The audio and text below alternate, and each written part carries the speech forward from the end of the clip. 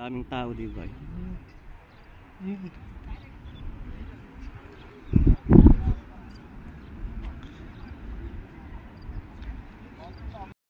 Ako naman double purpose yung aking pagpunta dito.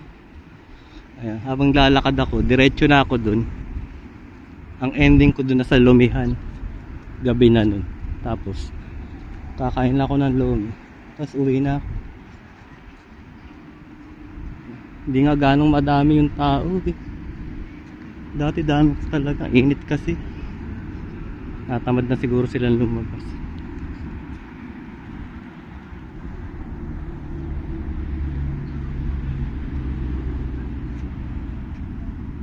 Ganda naman ng sunset, no? Parang ang baba lang nung araw. Tapos dun nagti-tiktok sila, mga Nepali. Ayun, doon maraming tao. Zoom ko na lang. Ayun.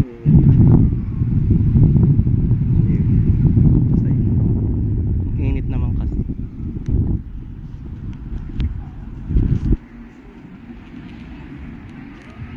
Ba't sa araw man?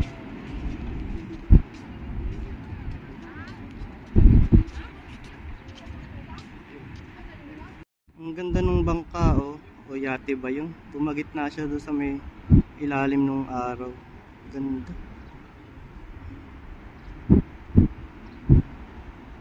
Hindi ko na alam kung kita naman. Ang ganda, oh.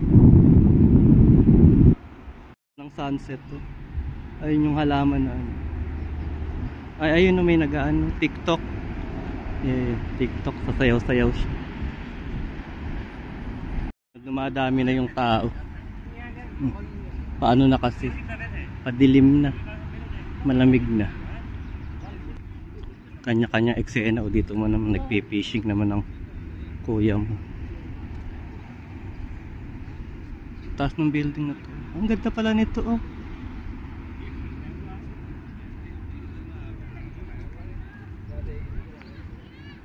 Pusa. Hindi pa namumulaklak yung kalachuchi. Ay, kalachuchi. Alembong. Ayun. Laki ng kalachuchi dito. Laki yung puno. Ayun.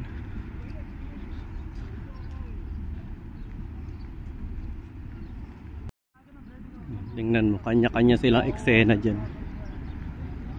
Picture. Tapos ayun. Skateboard.